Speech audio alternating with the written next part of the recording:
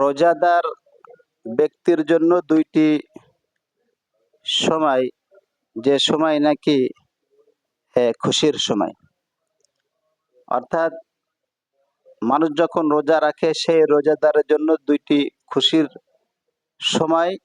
একটি হচ্ছে রোজাদার যখন ইফতারের সামনে নিয়ে বসে থাকে একটি সময়, আর একটি সময় হচ্ছে আপনার যখন এই রোজার মাধ্যমে আল্লাহ তাআলার দিদার মিলবে, সাক্ষাৎ মিলবে। আল্লাহ তাআলা কাল কিয়ামতের দিনে রোজাদারদের সাথে স্পেশালি সাক্ষাৎ করবেন উপহার স্বরূপ। এই জন্য আমরা রোজাকে রোজার মতো করে আল্লাহ তাআলার জন্য পালন করি।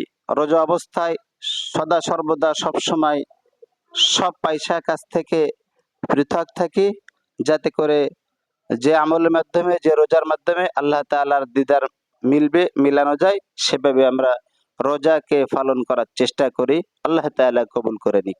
আমিন।